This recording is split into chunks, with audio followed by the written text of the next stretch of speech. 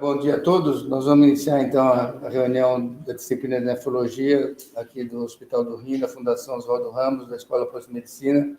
Hoje é dia 27 de junho e nós convidamos de novo o Dr. Hélio, que trabalha aqui com a imunossupressão aqui no Hospital do Rim há 25 anos. Ele tem uma formação que todos conhecem em relação à forma como ele determina, como ele vai estudando de uma maneira bastante crítica a imunossupressão, e fez com que o nosso grupo fosse líder na escolha de protocolos que hoje são estabelecidos assim no mundo todo como uso único de timoglobulina.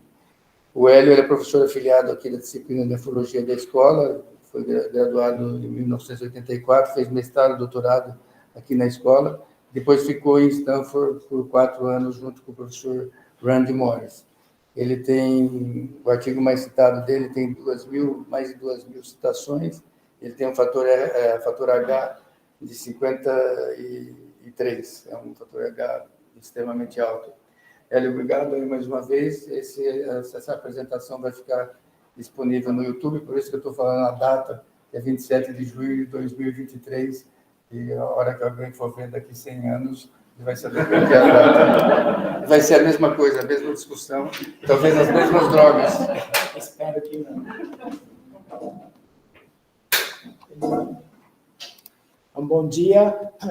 É sempre um prazer participar das reuniões da nossa disciplina e, principalmente, debater sobre um assunto que nós, não sou só eu, mas o nosso corpo clínico vem estudando há mais de 30 anos.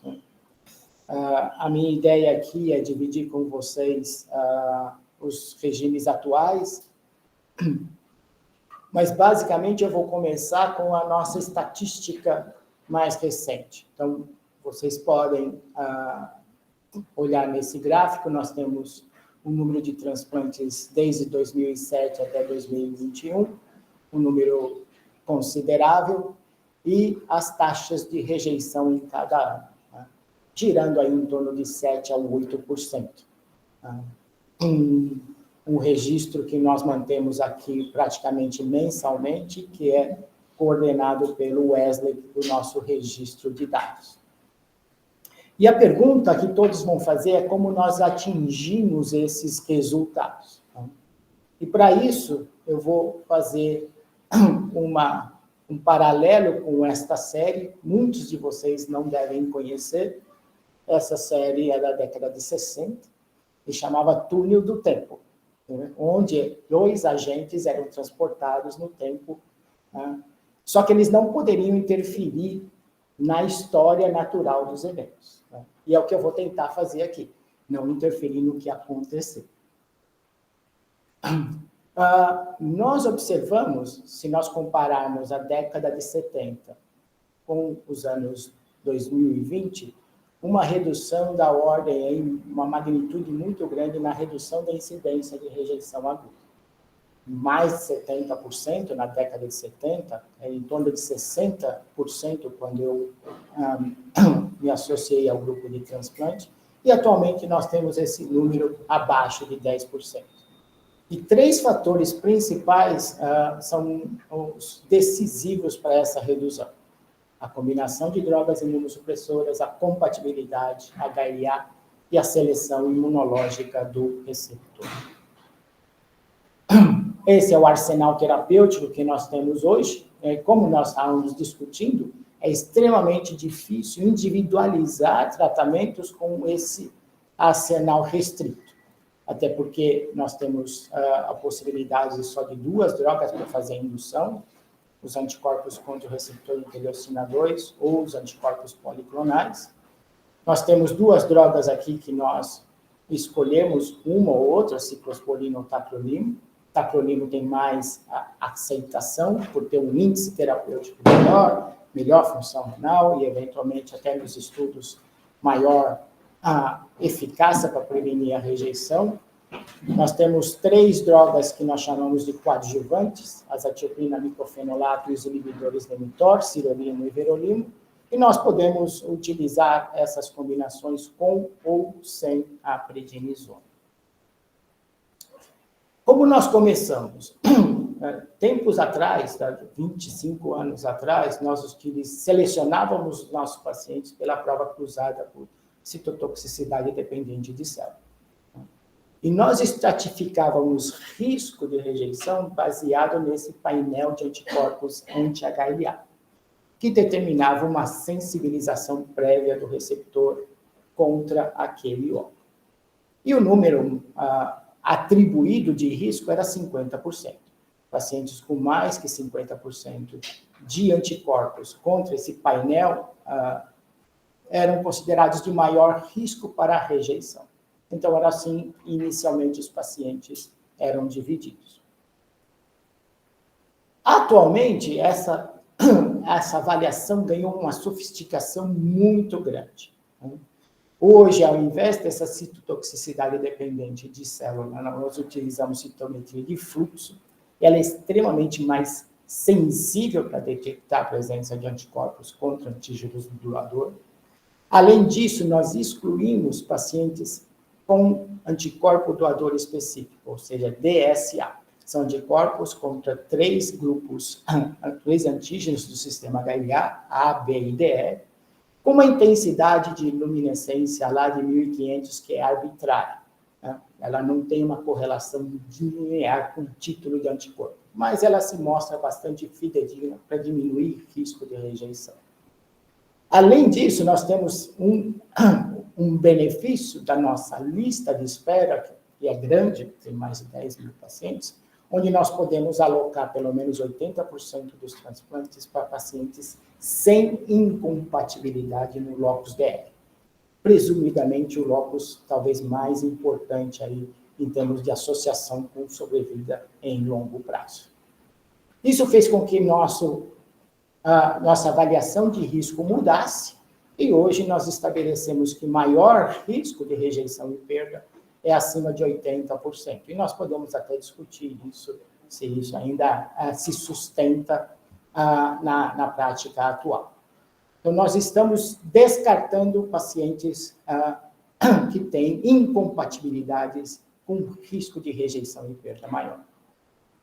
E isso foi implementado pelo laboratório da professora Maria Gervasi e pelo Renato Di Marco. E essa análise mostra claramente, aqui nós temos a sobrevida do enxerto, ou seja, pacientes vivos com enxerto funcionante, até 7 anos de segmento, comparando aqueles que têm esse painel de anticorpos acima ou abaixo de 80%. E nós podemos identificar claramente que não existe diferença nessa sobrevida.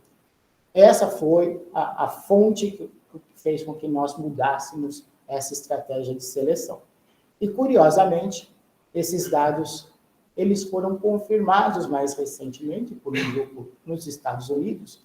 Aqui nós podemos ver no primeiro gráfico a incidência de rejeição aguda mediada por anticorpo, maior na curva vermelha, e a curva vermelha são pacientes que têm anticorpos direcionados contra antígenos HLA do doador. E se nós vermos as outras 3 cores, cinza, verde ou azul, pacientes com até 100% de painel não demonstraram um excesso de rejeição comparado com aqueles que têm anticorpos pré-formados. E é claro que isso se traduziu, no segundo gráfico, numa sobrevida do enxerto com óbito censurado inferior para aqueles que tinham esses anticorpos, mostrando que a nossa ideia de seleção possivelmente vai trazer um benefício de longo prazo também. Depois dessa seleção inicial, o que nós fazíamos? Nós utilizávamos indução com globulina antitimócito para pacientes de maior risco, ou seja, aqueles com um painel acima de 50%, pelo risco de rejeição, mas também utilizávamos para pacientes com uma entidade que nós chamamos de função tardia do enxerto, ou DGF. 5 doses diárias de 1 miligrama por quilo. E isso tem todas as dificuldades, são 5 dias consecutivos, 5 possibilidades de reação adversa, e isso sempre nos preocupou, porque a toxicidade e as reações adversas nesses 2 regimes limitavam a eficácia no nosso tratamento. E nós mudamos para uma dose única de 3 miligramas por quilo para todos os receptores, com exceção dos receptores de rim de doador vivo HLA idêntico. E é claro que essa mudança não foi abrupta, nós fomos ganhando destreza e avaliando os resultados, como eu vou mostrar para vocês, mas hoje todos os nossos pacientes recebem essa dose, que é administrada uma vez só, nas primeiras 24 horas após o término da cirurgia, quando o paciente já está estável clinicamente. E o motivo disso foi um estudo que nós desenvolvemos aqui, foi a Cláudia que coordenou esse estudo, um estudo prospectivo randomizado, onde nós comparamos 3 regimes de imunossupressão, todos os pacientes receberam tacrolimus, 2 grupos, o vermelho e o azul, receberam everolimo, e o grupo controle, o típico padrão de tratamento, micofenolato, tacrolimus e o bloqueador de receptor de interleucina 2. Mas o que nós podemos ver é que a taxa de rejeição abaixo de 10% foi obtida somente no grupo que recebeu a indução com essa dose de 3 miligramas por quilo de timoglobulina. Essa informação, então, foi expandida para os outros tratamentos e nós avaliamos essa eficácia posteriormente. A base para a escolha dessa dose está nesse estudo. Esse estudo mostra o efeito na contagem de células T no sangue periférico de 3 níveis de dose, 1,5, 3 e 6. E a dose de 3 miligramas por quilo, ela produz linfopenia até pelo menos o final do primeiro mês. E esse era o nosso objetivo. O nosso objetivo era reduzir a incidência de rejeição aguda precoce. Todos os estudos que utilizavam doses maiores, e nós podemos revisitar isso anos atrás, até doses de 14 miligramas por quilo, eles tinham a ideia de induzir tolerância por depressão linfocitária em órgãos linfóides secundários, o que nunca foi atingido. O nosso objetivo aqui é reduzir a incidência de rejeição aguda. E nós, sequencialmente, fomos avaliar a eficácia dessa mudança. A Maiara, a doutora Maiara, trabalhou aqui bastante conosco. E um primeiro grupo que ela avaliou é o grupo de risco. Lembrem, os pacientes eram sensibilizados, tinham um painel alto e tinham função tardia do enxerto. Esses recebiam 5 miligramas por quilo de globulina antitimocítica, em 5 doses sequenciais. E ela comparou o grupo dessa dose convencional com um novo grupo que recebeu só uma dose de 3 miligramas por quilo. Um número grande de pacientes, e o que nós percebemos é que não houve diferença na incidência de rejeição aguda. Ela foi menor, mas nós não podemos atribuir essa diferença como uma realidade incontestável, é um estudo histórico retrospectivo. Mas, além de tudo, houve uma diminuição na incidência de infecção por citomegalovírus. E essa análise nos assegura que nós não perdemos eficácia e possivelmente ganhamos segurança na incidência de infecção por citomegalovírus.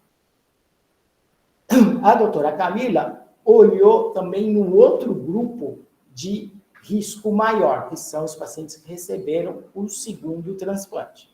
Ou seja, eles recebiam novamente uma dose cumulativa de 5 miligramas por quilo, e nós alteramos para 3 miligramas por quilo. Novamente, nós não observamos nenhuma diferença na incidência de rejeição aguda, e também não houve diferença na incidência de infecção por citomegalovírus.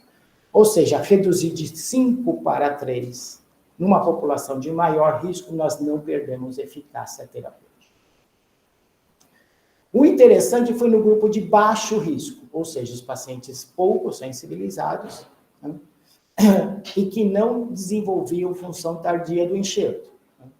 Esses pacientes, por estudos sequenciais que nós fizemos, também não recebiam nenhum tipo de indução, porque o uso de anticorpos contra o receptor de interleucina 2 não adicionava muito em termos de prevenção de rejeição. E aí sim nós vimos uma redução substancial de 50% na incidência de rejeição para 14%. Sem um incremento na incidência de infecção por CMV. Aqui sim nós vimos um ganho de eficácia substancial, mas sem comprometer a segurança do regime de imunossupressão. E nós analisamos isso periodicamente, aqui tem uma extração dos nossos bancos de dados da eficácia e segurança dessa dose única. Por exemplo, 86% dos pacientes atingem linfopenia nas primeiras 24 horas após a infusão. Esse é o efeito farmacodinâmico ideal da droga. E nós podemos ver pelas barras vermelhas que a incidência de reação adversa é bastante reduzida, o que nos traz bastante facilidade do uso terapêutico nas condições atuais. Bom, nós selecionamos o paciente pela citometria de fluxo, pelas incompatibilidades proibitivas, fizemos a indução com a dose única de timoglobulina e agora nós vamos para os riscos, ainda atribuídos a um painel de anticorpos. E os pacientes com um painel acima de 80% recebem o que hoje se chama de tratamento padrão. Tacrolimus, micofenolato e prednisona. A dose do tacrolimus é de 0,2 mg por quilo para atingir concentrações entre 5 e 10 nanogramas. E uma redução rápida da prednisona que nós implementamos já há alguns anos. Essa estratégia ela é desenvolvida dessa forma porque a indução que os pacientes recebem hoje fez com que nós abandonássemos aquela redução progressiva das doses dos imunossupressores que nós fazíamos até 6 meses, 20 anos atrás. Essas são as doses e as concentrações de manutenção já do regime de imunossupressão para esse grupo de pacientes. Esse tratamento padrão deriva do estudo Symphony, que foi também coordenado aqui pela Cláudia, nós participamos ativamente desse estudo, onde a menor incidência de rejeição foi observada em pacientes recebendo tacrolimus, micofenolato e um anticorpo bloqueador do receptor de interleucina 2, comparado com ciclosporina ou com sirolimo. E o padrão de tratamento naquela época era ciclosporina, micofenolato e prednisona, sem nenhum tipo de indução.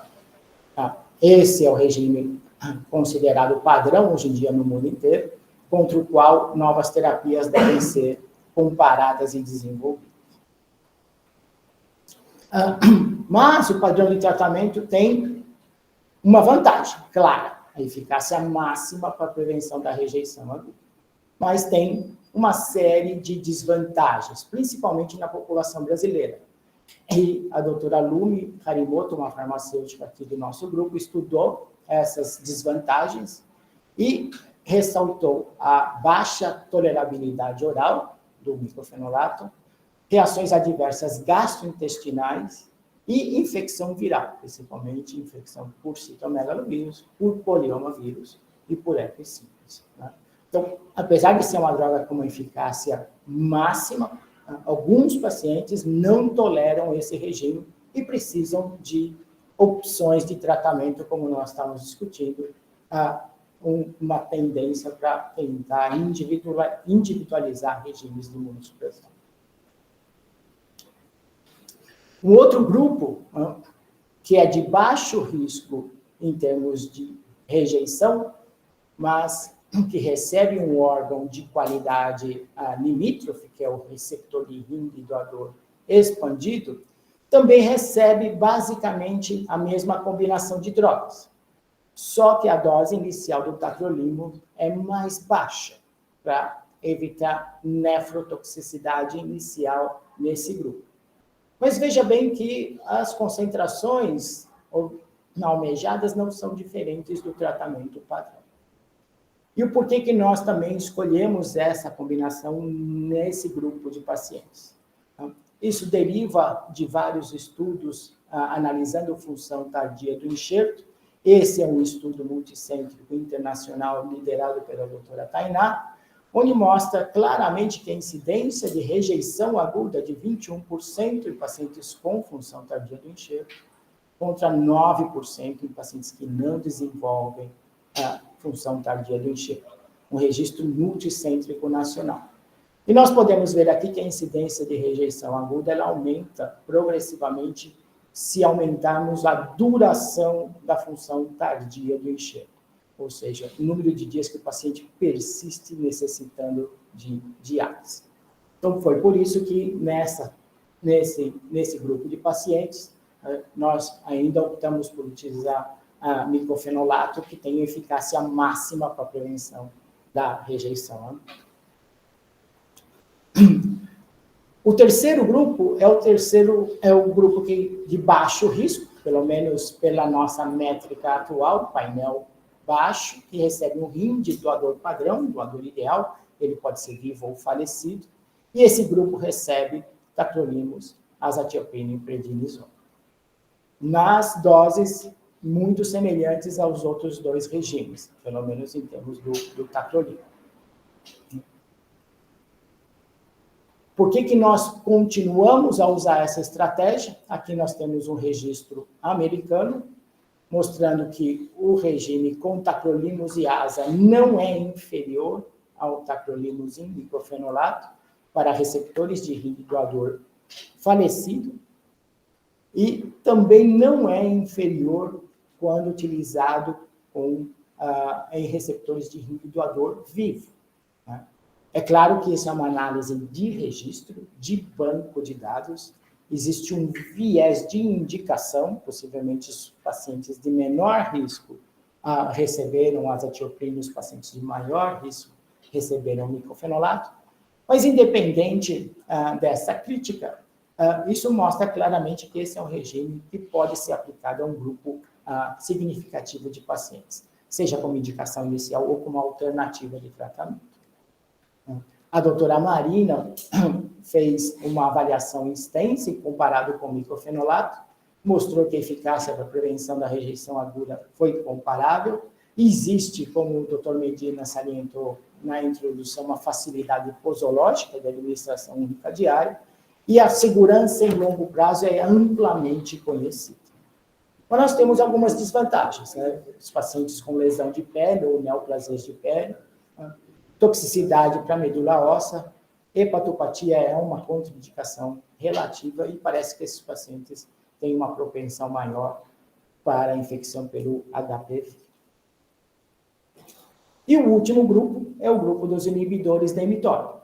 Ele compartilha a mesma indicação da azathioprina, ou seja, receptores de baixa sensibilização ou de sensibilização menor, que recebem rins de doador vivo ou falecido, classificados como padrão. Nós utilizamos indistintamente, seja everolimo ou sirolimo, na dose inicial idêntica e com faixas terapêuticas também bastante similares.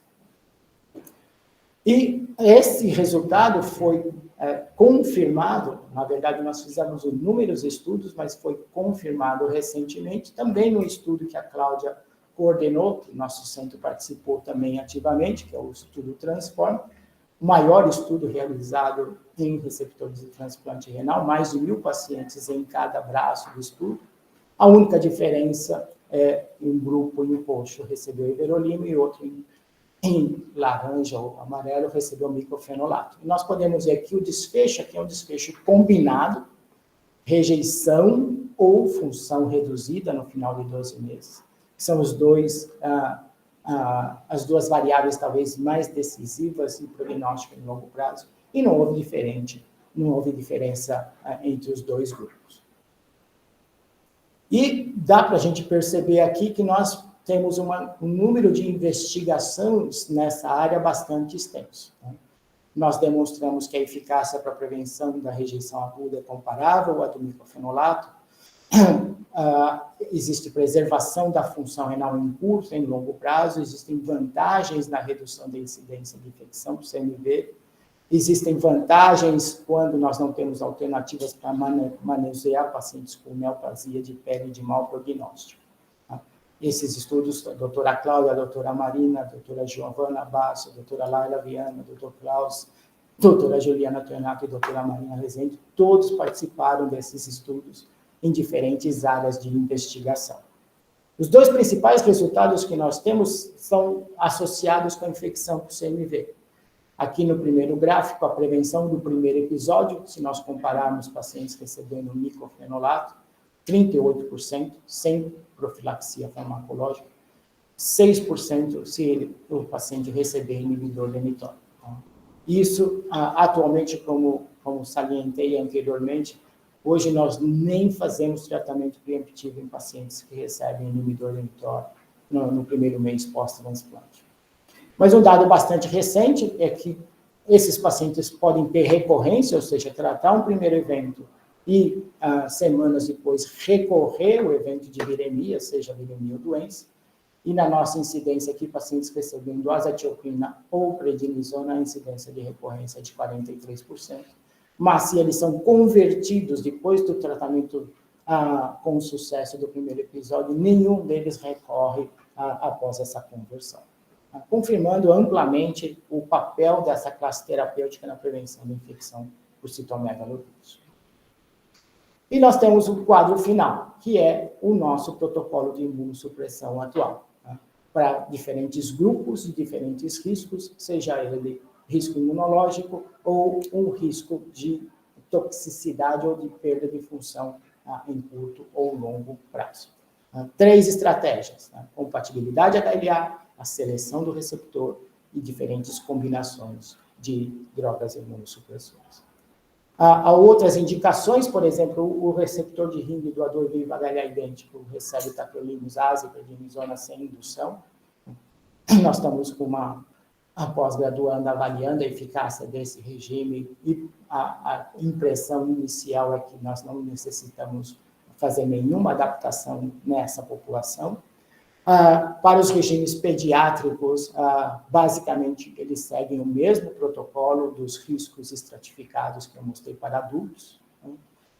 E nós estamos avaliando um pouco mais detalhe pacientes que têm outros anticorpos contra outros antígenos HLA que não a B e DR. Se nós devemos estender ou adicionar mais doses de indução com globulina antitimóvel.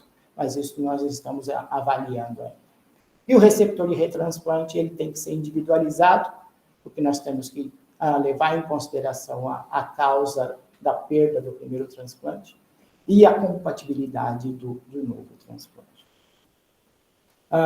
Não está incluído nesse slide, mas o transplante combinado de pâncreas e rim também segue de forma em linhas gerais e recebe só essa dose de indução de 3 miligramas por quilo de timoglobulina, mas todos recebem tacrolimus, micofenolato e prednisona.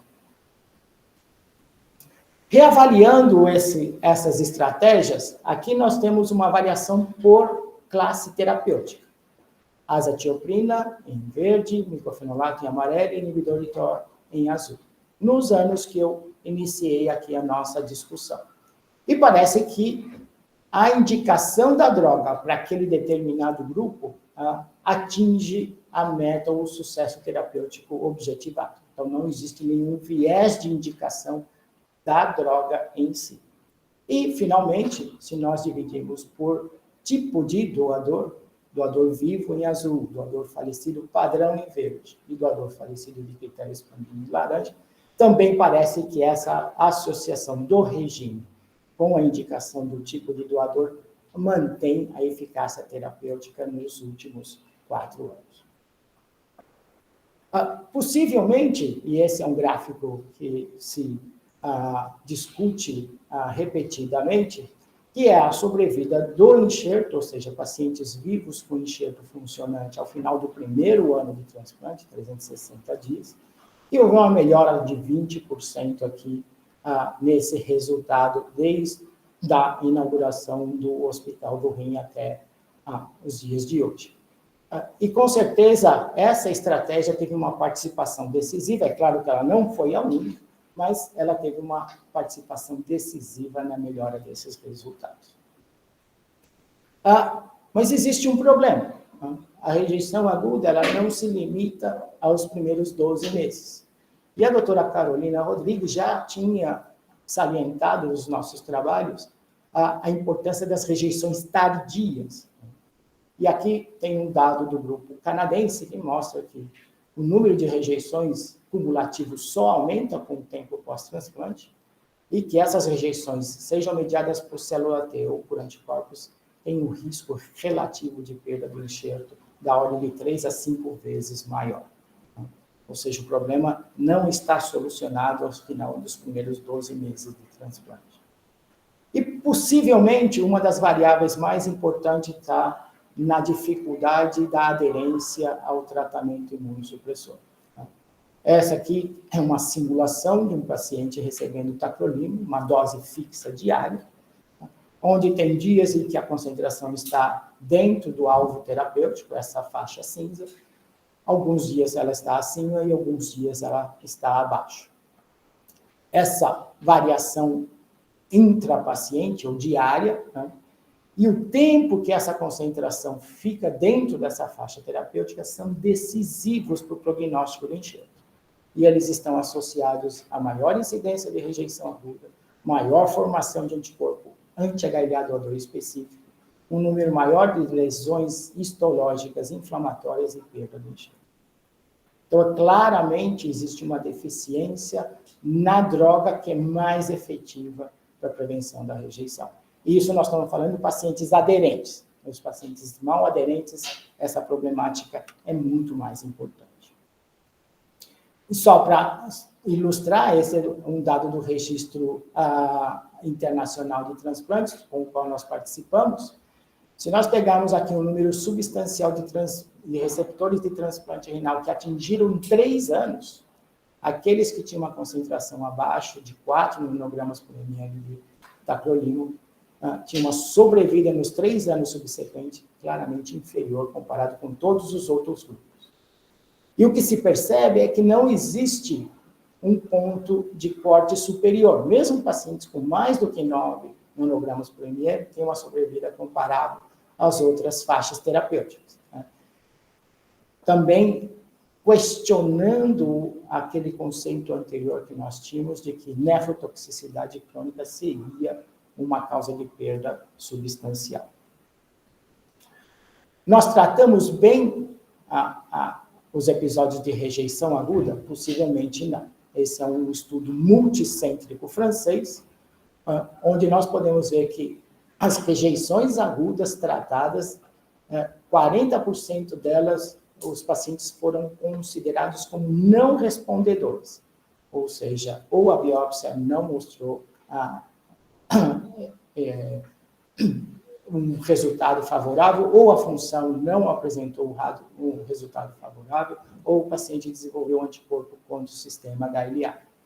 E claramente nós podemos ver que a sobrevida do enxerto nos 10 anos subsequentes ao tratamento da rejeição é completamente diferente entre os respondedores comparado com os não respondedores. Mostrando que nós temos que continuar estudando rejeição aguda e investigar opções de tratamento mais eficazes. Então, em resumo, talvez o risco de rejeição não mude significativamente com o tempo. A ideia de que ela é mais frequente nos primeiros 3 meses e menos frequente posteriormente, nós temos que começar a questionar. A rejeição aguda mediada por anticorpos como causa de perda do enxerto também é um conceito amplamente disseminado, mas que eu acho que está na hora, as evidências estão aí para dizer que a gente tem que também questionar, porque nós não encontramos esses pacientes para participar de estudos clínicos.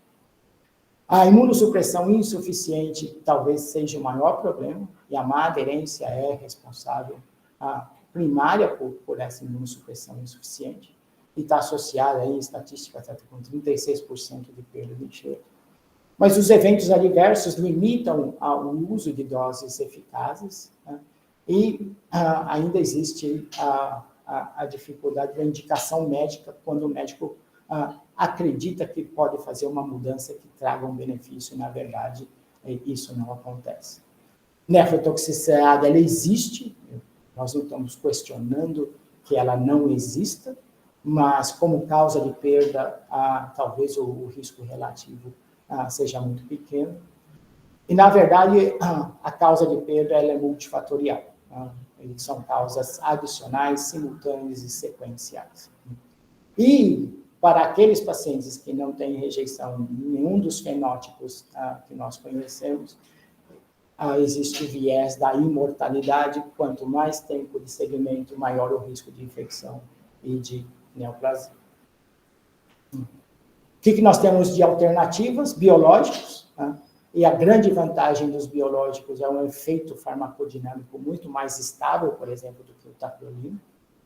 Terapia celular e associações baseadas em mecanismo de ação. Mas isso são alternativas ainda bastante preliminares. Se nós formos concluir, os protocolos de imunossupressão ainda são essencialmente empíricos. O que nós fazemos, e que existe de estratégia objetiva atual, é identificar um grupo de risco que tem uma deficiência de eficácia ou de segurança, desenvolver o racional para implementar uma mudança no protocolo de imunossupressão, testar, avaliar e aperfeiçoar. É isso que nós sistematicamente conduzimos aqui no hospital. Se nós olharmos as diretrizes da prática clínica para o cuidado de receptores de transplante, o CADI, só existem duas recomendações de evidência máxima. A primeira delas é que recomendamos iniciar uma combinação de medicamentos imunossupressores antes ou no momento do transplante renal. A recomendação 1A. E a segunda é que recomendamos incluir a terapia de indução como um agente biológico como parte do regime imunossupressor inicial. Todas as outras não têm evidência. Vou agradecer, e essa é a lista de agradecimentos, porque, na verdade, eu teria que agradecer todas as pessoas envolvidas em pesquisa nos últimos 25 anos aqui no nosso hospital. Obrigado pela atenção.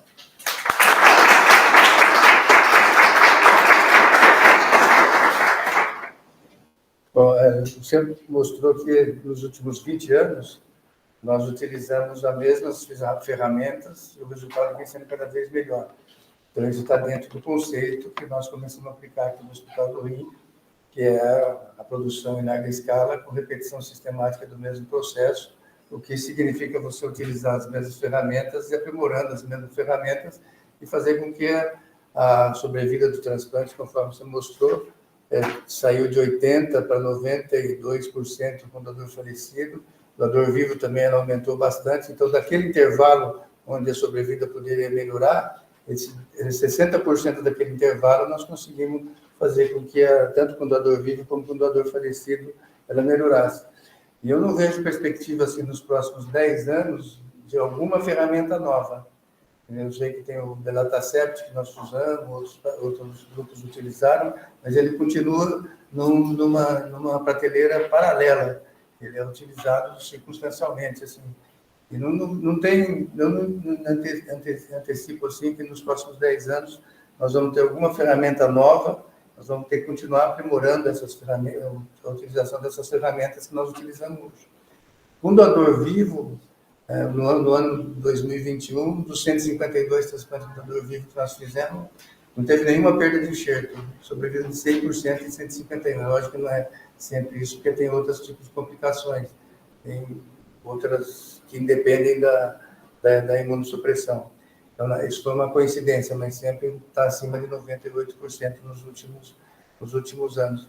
É seguro a gente afirmar assim, que nos próximos 10 anos, baseado no nível de pesquisa que nós temos hoje, baseado no estágio de desenvolvimento de cada uma desses medicamentos, nós vamos continuar trabalhando com essas mesmas ferramentas. Vamos ter que ficar melhorando, aprimorando como nós combinamos, como cruzamos essas mesmas doses, ou fracionando o paciente que vai receber, mas vai continuar bom. Na minha opinião, não tem dúvida. Não existe nenhuma iniciativa clara promissora. Existem iniciativas isoladas. Existe a minha percepção é que existe uma tentativa de recuperar o tempo perdido no uso dos biológicos. Mas essa não é uma área tão simples como parece. Todos os estudos com biológicos, com exceção do belatacept, acabaram falhando. E o belatacept mesmo sofre um pouco do que sofreu os inibidores da mTOR. Não conseguiu disseminação na comunidade médica internacional, é uma droga de infusão mensal e a disseminação disso é complicada, tem problemas de suprimento. Então, eu não acredito, concordo com você, que nos próximos 10 anos nós vamos ter alguma mudança substancial. Nós vamos ter várias investigações, mas mudanças de prática clínica, eu acho que... E as ferramentas vão ser as mesmas? Nós temos novas ferramentas, muito mais de monitoramento de função do que exatamente de prevenção de rejeição. Essas ferramentas de monitoramento, se elas realmente forem incorporadas à assistência médica, elas vão aumentar o nosso grau de sensibilidade para detectar um problema antes realmente que ele seja demonstrado por perda de função renal medida pela creatinina ou pelo ritmo de filtração glomerular calculado. Isso é um benefício.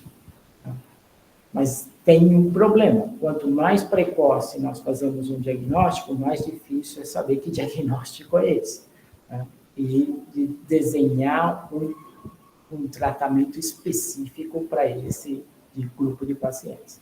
O que nós vemos hoje são iniciativas de tratar pacientes com doenças semelhantes, doenças que ocorrem principalmente depois do primeiro ano pós-transplante. Por exemplo, como tratar a rejeição crônica mediada por anticorpo. Mas a dificuldade é muito grande na identificação desse grupo, de um grupo homogêneo de pacientes, para que realmente o estudo possa ter uma resposta se aquela droga é efetiva ou não. Eu não tenho ninguém, né? Fora o Lúcio, o Luiz, depois a Yasmin. Doutor Hélio, parabéns pela apresentação, pelo passeio, né? É óbvio que o túnel do tempo, eu não era nem nascido ainda, mas eu não acho que o que foi apresentado aqui seja uma visão que não se interviu no túnel do tempo.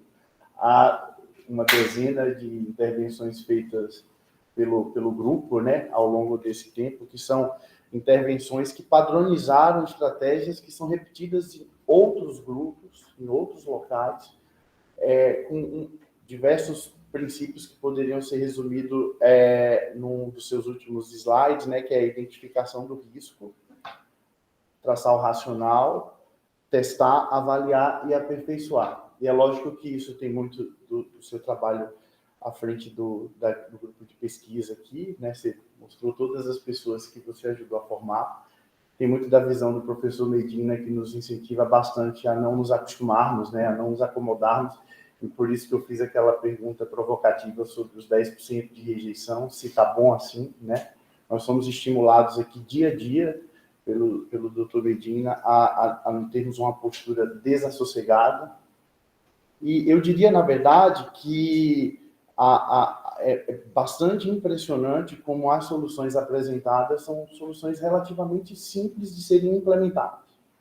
E não à toa, o Hospital do Rim é um excelente campo de prática para que as pessoas aprendam e depois desenvolvam aquilo nos seus próprios campos, porque não são soluções de difícil aplicação, né, pelo que você está mostrando aqui, né? E eu acho que o grande exemplo disso, é mais um comentário do que uma pergunta, na verdade, foi a estratégia de alocação, que modificou lá por volta de 2014, 2015, nós já conversamos bastante sobre isso, né? E eu, como naquela época um espectador externo, olhei com bastante desconfiança, assim, e hoje eu acho que é uma das decisões mais bem tomadas, que partiu de dificuldades do dia a dia que foi implementada uma mudança, utilizou o método científico para mensurar o resultado do trabalho, e isso junto com a timoglobulina e essas variações de regime que você demonstrou de forma tão didática, chegou a resultados tão excepcionais, que não são apenas de incidências baixas de rejeição, mas de controle de outras complicações, como a própria infecção pelo CMV, né? Eu queria que você comentasse um pouquinho sobre isso, porque fica parecendo que com a timoglobulina sobrou um CMV como um dos nossos grandes desafios, mas de fato nós temos que tratar, dar antiviral bastante para os pacientes, mas os nossos pacientes adoecem muito pouco e têm desfechos brutos associados à infecção pelo CMV com muito pouca frequência. Queria só que você comentasse sobre isso. O CMV, lá ele vai falar dia 15 de julho também. Vai fazer uma revisitar o CMV dia 15 de julho. Primeiro, agradeço toda a evolução histórica e a crítica da nossa participação histórica aqui. É sempre bom reconhecer que o trabalho tem relevância que vai além da nossa instituição, e isso talvez seja bastante importante e gratificante. A questão da infecção por CMV, ela vem desde aquele primeiro estudo que nós fizemos, e a Cláudia ainda estava aqui, e nós tivemos uma grande dificuldade de justificar aquele achado, né? Só para que vocês entendam os detalhes, né? Era difícil saber como alguém que recebeu uma globulina antitimóxico, né, teria uma incidência de infecção do CMV mais baixa do que de alguém que não recebeu, tendo recebido mesma droga. Os dois grupos, se você comparar globulina antitimóxico e bloqueador de receptor de interleucina 2, nos que receberam a everolina. Não estou nem falando em quem não recebeu a everolina. A incidência foi menor. E isso foi um motivo de discussão muito extenso, até para justificar no manuscrito esse achado. Eu lembro aqui que do meio para o final do estudo não tinha um paciente com infecção naquele grupo. E eu fiquei preocupado, como é que eu vou publicar um artigo de alguém que recebeu timoglobulina e não teve um episódio. E, na verdade, se nós formos atrás de explicação mecanística para isso, né, e percebemos que, na verdade, o principal fator de risco, tá, para infecção não era usar a timoglobulina como indução, né, mas sim precisar tratar um episódio de rejeição numa fase onde a replicação do vírus é maior. Né. Então, na verdade, o benefício foi bidirecional, né? Não só porque existe aí um certo sinergismo entre o anticorpo depletor e o inibidor do mTOR, conhecido há 20 anos, mas também porque a incidência de rejeição foi extremamente baixa. E não precisar tratar a infecção nesse grupo foi talvez o fator mais importante. Nós estamos expandindo essa ideia, né? Porque passou desapercebida, eu não mencionei, mas o inibidor do mTOR tem uma grande limitação, que é a indicação no começo do transplante, né? Nós não conseguimos indicar para receptores de rim de critério expandido, em pacientes com função cardíaca do enxerto, porque isso pode atrapalhar a recuperação da função renal. Mas o benefício que ele traz para o paciente e para o sistema de saúde é tão grande que nós estamos fazendo agora um outro estudo convertendo os pacientes precocemente. E eu já posso adiantar que o resultado continua sendo o mesmo. Então, eu acho que isso vem para realmente a gente desenvolver, continuar liderando a comunidade nessa área e tentar, talvez, no futuro, ganhar mais adeptos. O Luiz Moura, que é dentro da cadeia que nós formamos aqui, as diversas linhas, estações de trabalho, é quem está na última estação, e que faz o diagnóstico das rejeições e das perdas de enxerto. Luiz, ele sempre tem ele refuta, mas ele sempre tem um comentário extremamente inteligente e genial. É muito interessante, eu acho, e eu acho que você concorda comigo, Ed, quando você faz parte da história. E fazer parte da história é algo que precisa ser compreendido dentro da circunstância na qual você olha o episódio e, ao longo do tempo, você consegue, de certa maneira, vislumbrar os passos que foram dados em direção àquele desfecho, vamos dizer assim. Mas a história é sempre contada pelos vencedores. Então, sempre vai ter um viés nessa circunstância. E a história do aspecto morfológico no transplante renal também tem uma série de meandros que foram vistos ao longo do tempo. Se nós voltarmos na época do grande Kendrick Porter, que dividiu as rejeições em dois grandes grupos, aquelas que eram assim chamadas mediadas por células e as mediadas por anticorpos, antes de se conhecer efetivamente o processo, isso persistiu ao longo do tempo até mais ou menos naquela queda do índice de rejeições. Aí ficou difícil fazer o diagnóstico, porque antes eram 60%, você jogava a moeda para cima e arriscava a rejeição, acertava em 60% e perdia 40%, e não era muito ruim isso, agora é menos de 10%. E nós continuamos usando o mesmo critério histológico. Então, está na hora de revisitar isto e entender que talvez os critérios utilizados para o diagnóstico atual eles sejam já anacrônicos.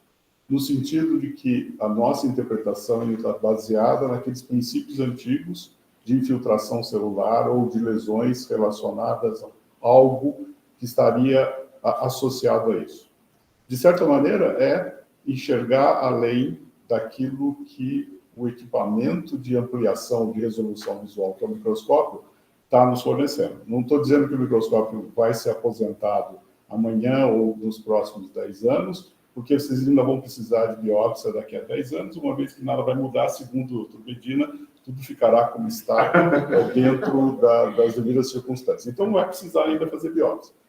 Mas eu acho que o microscópio precisa ser olhado hoje, ou pelo menos o aspecto microscópico tem que ser olhado hoje, dentro de uma nova forma de interpretação. Usar o critério meramente de infiltração celular ou de lesões associadas, acho que nesse momento ele se mostra pouco viável, porque o critério mudou. O critério de evolução ou de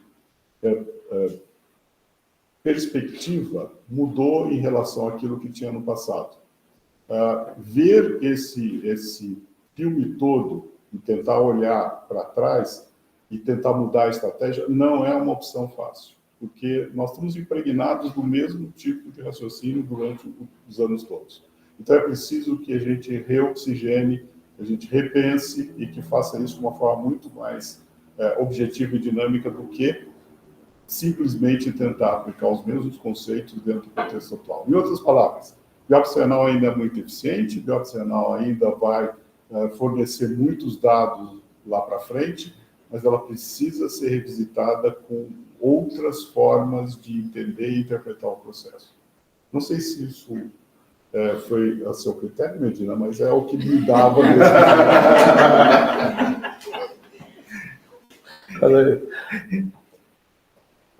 Também não tem, Luiz, na patologia também, não tem uma ferramenta nova. A ferramenta principal continua sendo a eficácia do patologista em enxergar na lâmina aquilo que era mais fácil enxergar assim, há 30, 40 anos atrás. O diagnóstico de rejeição hoje se enxerga, eu enxergava antes, eu olhava a lâmina e falava, é rejeição. Eu não precisava nem fazer isso, porque o rim crescia, diminuía a diurese e tinha febre. Fazia biópsia, aquela enorme quantidade de linfócitos. Agora você tem que ficar procurando um linfócito.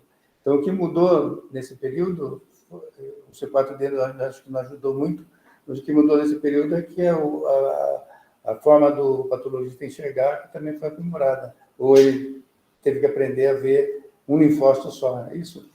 De certa maneira, um pouco é isso. Um pouco foi que você vai ter que fazer diagnóstico agora com menos, né? Mas isso a gente já estava acostumado, porque olhar no microscópio é fazer diagnóstico com menos e ter muita arrogância para extrapolar aquilo que está se vendo numa porção de tecido de 3 milímetros cúbicos, extrapolar aquilo para um rim inteiro, que é muito maior do que isso. Mas isso, de certa forma, faz parte da dinâmica do processo diagnóstico. O que a gente quer descobrir agora é tentar olhar a forma e descobrir a função. E esse eu acho que é o passo diferencial. Olhar para aquela célula e dizer o que ela está fazendo ali, ou qual é o potencial dessa célula para fazer algum tipo de alteração, e se isso vai ser importante para mudar a estratégia terapêutica no processo.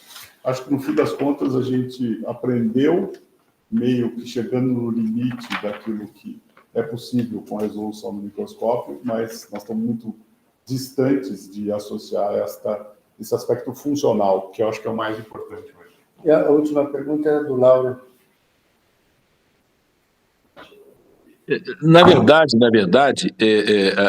a minha observação, eu fiquei até um pouco inibido, porque está fugindo um pouco do tema, que era exatamente o fator não imunológico como sobrevida do enxerto. Da mesma forma que foi feito o comentário da aderência, eu acho que os cuidados clínicos, principalmente com diabetes, hipertensão, etc., obesidade, eu acho que tem um fator muito importante no prognóstico. E aí a minha indagação é que, nesses protocolos que você tem orientado, Hélio, se existe um foco da influência desses fatores não imunológicos, digamos, os clínicos, nossos cuidados básicos desses pacientes, além da aderência, se também tem influência nesses seus resultados. Basicamente é isso. Laura, não tem a menor dúvida que todos esses fatores não imunológicos, na verdade, são fatores que interferem com a sobrevida do paciente em si, são extremamente relevantes, né? Eles não fazem parte do contexto dessa discussão que nós estamos fazendo hoje. A limitação, que eu faço uma analogia, por exemplo, se nós pegarmos um paciente de 60 anos, né, com 30 anos de história de diabetes e hipertensão, e 5 anos de tratamento dialítico, e transplantarmos esse paciente e ele não precisar receber imunossupressão, nós não vamos trazê-lo de volta para o risco da população geral. Ele vai continuar com toda essa carga de doença, de história de doença que ele teve. Então, mesmo que nós desenvolvamos estratégias imunossupressoras mais seguras, mais efetivas, né, com menos reações adversas, e que nós consigamos garantir função renal por mais tempo, a história pregressa que o paciente traz para o transplante é determinante do desfecho em longo prazo. E isso, eu acho que, à luz do conhecimento hoje, é muito difícil de mudar. Antes de passar de novo a palavra para o Hélio, o Arthur não está aqui hoje, o Arthur está pescando, por isso que ele não está fazendo a apresentação ou fazendo algum comentário. Então, na semana que vem, nós vamos falar sobre comunicação de más notícias e a importância da capacitação profissional na captação de órgãos. Isso daqui, a João Hospital está completando 25 anos, né? Como eu disse, durante esse período, as ferramentas utilizadas foram basicamente as mesmas e, independente disso, o resultado vem sendo progressivamente melhor, em função da repetição sistemática do mesmo processo, do aprimoramento do uso das ferramentas que nós temos e também da capacitação cada vez melhor das pessoas que trabalham aqui no hospital. Nesse desafio que teve o Covid, foi publicado mais do que 30 trabalhos, eu não sei o número exato agora, não vou citar, mais de 30 trabalhos científicos envolvendo a forma como nós enfrentamos o Covid nos pacientes transplantados e até numa comunidade onde nós fizemos um trabalho comunitário. E aqui, dentro da mesma história de revisitar, cada uma das estações de trabalho que nós temos, para que tenha um número grande de transplantes como esse que nós temos. Essa é uma palestra importante do Edivaldo, que faz parte desse conceito agora, dos 25 anos, de não perder o desassossego. Não perder o desassossego pode ser interpretado de outro jeito, não se acomodar, mas não perder o desassossego talvez tenha seja uma impressão mais forte assim, daquilo que nós aplicamos aqui nesses 25 anos. Então, o Edivaldo, que é enfermeiro da Organização de Procura de Órgãos do Hospital das Clínicas, ele vai falar sobre a comunicação de más notícias e a importância da capacitação profissional naquilo que é o começo do transplante, que é quando tem uma família com diagnóstico de morte, algum membro com diagnóstico de morte encefálica, como isso deve ser abordado para que a família receba uma informação apropriada e tenha também um resultado positivo assim, na doação de órgãos. Eu queria, pessoalmente, assim, agradecer o Hélio pelo trabalho que nós fazemos de maneira consistente. O Hélio começou comigo há muitos anos, eu fui orientador dele no mestrado e doutorado, e nós começamos no Hospital São Paulo, depois mudamos para o Hospital do Rim, e ele adquiriu essa formação, que hoje ele é uma pessoa que é o BRT da imunossupressão, reconhecido no mundo todo. Antes, quando nós começamos, era o BRT, agora é o Dr. Hélio Tedesco, que é a liderança internacional da imunossupressão. Então, obrigado, Hélio. Obrigado mais uma vez aí por toda essa sua dedicação aqui, no grupo todo aqui, a formação de pessoas que você formou durante todo esse programa aqui. Então, quem tem que agradecer sou eu, a oportunidade de estudar e trabalhar na mesma instituição por muito tempo. A instituição sempre me proporcionou todos os recursos necessários, só tive que desenvolver as minhas habilidades e o meu conhecimento. E esse é o fórum que eu mais sinto o prazer de presenciar, que é dividir com todos os que estão trabalhando conosco a história que nós temos, o conhecimento que nós geramos e os resultados, principalmente, porque todos aqui estão investidos na mesma ideologia de realmente aumentar cada vez mais o número de pacientes transplantados e cuidar muito bem dos nossos pacientes. Eu é que tenho que agradecer.